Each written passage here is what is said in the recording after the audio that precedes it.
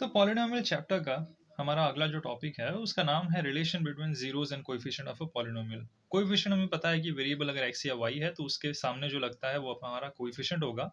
And zeros का main meaning है कि आपका जो गिवन पॉलिनोमियल है या गिवन इक्वेशन अगर है मान लीजिए, तो उसका जब हम सोल्यूशन निकालने की बात करते हैं, उस एक्स का या वाई का वो जो वेरिएबल है उसकी कुछ एक पर्टिकुलर वैल्यू निकल के आएगी, तो वो हमें उसको हम जीरोस कहते हैं। ठीक है, तो मान लीजिए, फर्ज कीजिए यहाँ पे एक पॉलिनोमियल आपको दिया गया है P x is equal to 2x² minus 8x plus 6।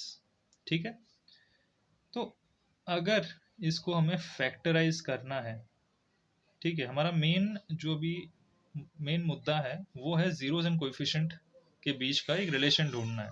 Fine. तो यहाँ पे फैक्टराइज करने का जो सबसे प्लेन एंड सिंपल रूल है आपका, आपको स्प्लिट द मिडिल टर्म ये काम करना है। इसको लिख लेते हैं इस रूल को, split the middle term -8x, ठीक है, as sum of two terms. इसका मीनिंग देखते हैं थोड़ी देर में। ठीक है, जब सॉल्व करेंगे ना आपको समझ में आने लगेगा कि मैं एग्जैक्टली कहना क्या चाह रहा हूँ। As sum of two terms whose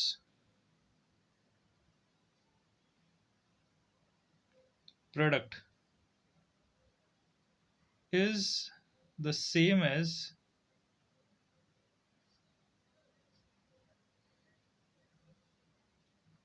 product of first and last term। ठीक है, तो आखिर इसका मीनिंग क्या है ना, आपको इस 8x को 4x, जैसे -4x एंड -4x, या 10x -10x प्लस 2x, इस तरीके से कुछ इस तरीके से स्प्लिट करना है कि आपकी जो सेंटर, ये जो मिडिल टर्म है ना, इसकी वैल्यू नहीं चेंज होनी चाहिए। और उसको जो स्प्लिट करोगे ना अलग अलग नंबर्स में, उनको जब मैं मल्टीप्लाई करूं तो मेरा ये जो फर्स्ट टर्म है और जो लास्ट टर्म है, इनको मल्टीप्लाई करने पे जो वैल्यू मेरी निकल के आनी चाहिए, वही सेम वैल्यू इस स्प्लिटिंग द टर्म से भी मुझे वही निकल के आना चाहिए ना। इसको लिखेंगे तो समझ में आएगा। तो चलिए लिखते हैं। इक्वेशन क्या कह रहा है आपसे ना, सिंपली यहाँ पे देखते हैं 2x² -8x प्लस 6। ठीक है, यहाँ से शुरू करेंगे। तो क्या मैं 2x², 6 2 12 12x² है, तो इसको कैसे स्प्लिट करूँ ना, प्लस साइन भी चाहिए मुझे, तो -6x -2x प्लस 6। अब ज़रा वेट करके इसको थोड़ा देखिए, तो क्या इन दोनों टर्म को जोड़ने पे मुझे यही सेम 8x मिल रहा है ना, -6x -2x ऐड कर दूं तो -8x मिलेगा। जी हाँ। और इन दोनों को अगर मैं मल्टीप्लाई करता हूँ तो 6 एंड 2 12, x और x² तो 12x² और माइनस साइन प्लस हो जाएंगे। तो क्या ये 2x² एंड ये जो 6 है इनिशियल, यानी कि first term and last term multiply करने पे भी 12x² ही निकल के आ रहा है। फाइन। अगर इतनी बातें हम समझ रहे हैं यहाँ तक, तो आगे सॉल्व करते हैं। आपका 2 और x, यहाँ पे x -3, हम क्या कर रहे हैं, 2x इन दोनों में से कॉमन हमने निकाल लिया। तो 2x को x से मल्टीप्लाई करने पे 2x² मिलेगा, और -3 से मल्टीप्लाई करने पे 2 एंड 3 6 होगा, x -6x ये निकला। एंड माइनस यहाँ पे अगेन 2 एक आ जाएगा, x बचा -3। तो इतनी कुछ चीज़ें हमारे सामने होंगी। ओके, आगे जैसे जैसे हम बढ़ेंगे तो हमें क्या मिलेगा ना, 2x -2 x -3 then 2 x -1 x -3। ठीक है, यहाँ तक हमें चीज़ें मिली। ओके, इसके आगे यहाँ हमें अगर कोई पूछता है कि जीरोस क्या होंगे, क्योंकि इसको जीरोस फॉर्म करने के लिए वी नीड कि इसको हम इक्वेट करें इक्वल्स टू जीरो के साथ, तभी जाके एक्स का हमें सोल्यूशन मिलेगा। ठीक है, तो एक बार आप क्या लोगे इसको ना, x minus one is equal to zero, और आपका आ जाएगा x minus three equals to zero. यही एक आपके पास अपॉर्चुनिटी मिलता है, क्योंकि हमें जीरोस का मतलब होता है कि x की वैल्यू निकालना। तो इक्वल्स टू जीरो, क्योंकि इन तीनों में से हमें ये तो साफ नजर आ रहा है कि इक्वेशन अगर इसको बनाना है, यहाँ हमने शुरू किया था पॉलिनोमियल से, ठीक है, यहाँ हमने इक्वेट इसको कर दिया इक्वेशन से इक्वल्स टू जीरो करने के लिए, ठीक है, या इक्वेशन बनाने के लिए इक्वल्स टू जीरो किया ताकि x मिल सके। और अगर इसकी वैल्यू जीरो निकल के आनी है तो जाहिर सी बात है कि ये या तो जीरो होगा, या ये जो टर्म है ना x माइनस थ्री, इनमें से कोई वैल्यू है x का ऐसा जो ये जीरो निकल के आएगा। क्योंकि जीरो कब मिलता है, जब किसी भी नंबर के साथ आप जीरो मल्टीप्लाई करते हो तभी जीरो मिलेगा। तो टू तो जीरो होगा नहीं, ये तो साफ है। क्यों? क्योंकि टू तो इंडिविजुअली टू है, उसको जीरो कैसे करोगे आप? x माइनस वन में हो सकता है शायद ये प्लस वन हो सकता है यहाँ पे थ्री हो, तो थ्री माइनस थ्री शायद ये जीरो हो रहा होगा। तो इस वजह से हमें क्या ये वैल्यू निकल के आएगी ना, x is equal to one, right hand side में ले लिया, एक तो ये है, और x is equal to three. तो हमारा जो जीरोस है of P x is one three, ये कुछ हमारे सामने वैल्यू हमारा मिल रहा है वन एंड थ्री। ओके, इसके अलावा अगर अब हम रिलेशनशिप इसकी देखें, रिलेशनशिप क्या होगा यहाँ पे ना, रिलेशन, लेट्स कंसिडर कि दो रूट यहाँ पे निकल के आ रहे हैं ना, तो ये अगर root alpha plus alpha and beta है, टू रूट्स और जीरोस, इसको हम अल्फा एंड बीटा,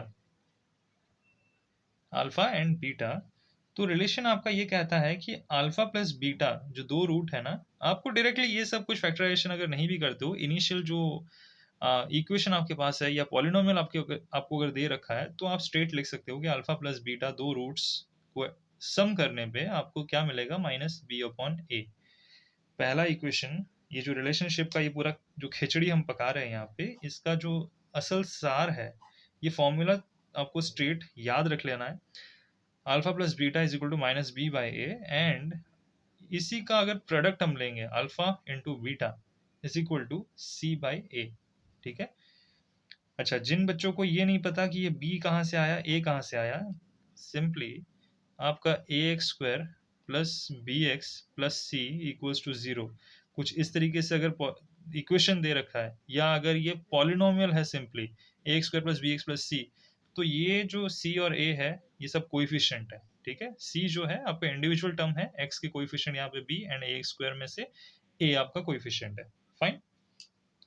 अच्छा, अगर कुछ मामलों में क्या होगा ना, ये तो क्वाड्रेटिक के लिए आपको ये चीज समझ में आई, यहाँ पे क्या था, ये क्वाड्रेटिक पॉलिनोमियल था। ठीक है, क्यों? क्योंकि थोड़ी देर पहले हमने पिछला वीडियो जो था अगर आपने देखा हो, तो उसमें मैंने बताया था कि power two of variable x अगर है तो वो क्वाड्रेटिक कहलाता है। उसी तरीके से मान लीजिए आपको कोई क्यूबिक पॉलिनोमियल देता, तो क्यूबिक पॉलिनोमियल में यही सेम जो ऊपर का फॉर्मूला है क्यूबिक पॉलिनोमियल में क्या हो जाएगा,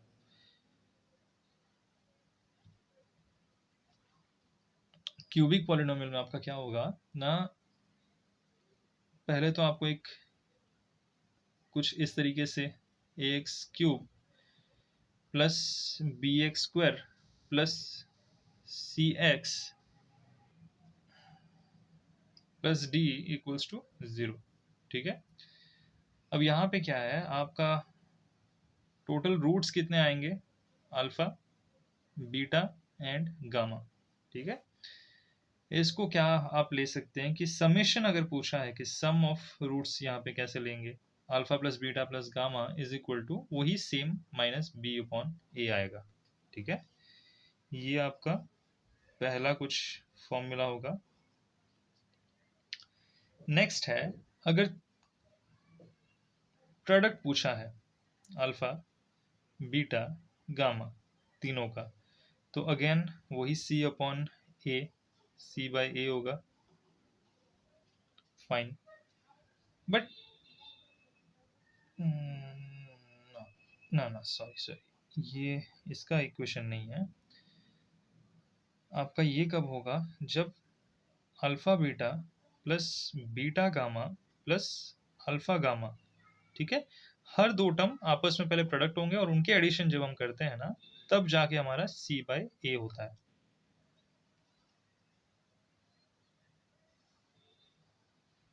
ओके, एक फाइनल फॉर्मूला आपका बच जाता है, वो है कि अल्फा, बीटा एंड गामा जब हम कहते हैं ना, तो वो आपका इसमें क्या है कि last term minus d by a होगा।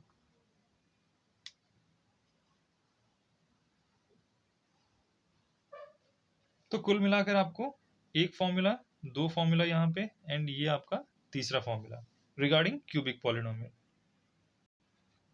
इसके बाद हम डिवीजन एल्गोरिदम फॉर पॉलिनोमियल्स सीखेंगे। एक आखिरी टॉपिक है, उस पर सिर्फ थोड़ा सा आपको थोड़ा नया होगा वो आपके लिए, बस वो एक बार हो जाएगा तो ये चैप्टर आपका इजीली आराम से सारे न्यूमेरिकल्स निकल जाएंगे, बस थोड़ी सी प्रैक्टिस करने की ज़रूरत है यहाँ पे।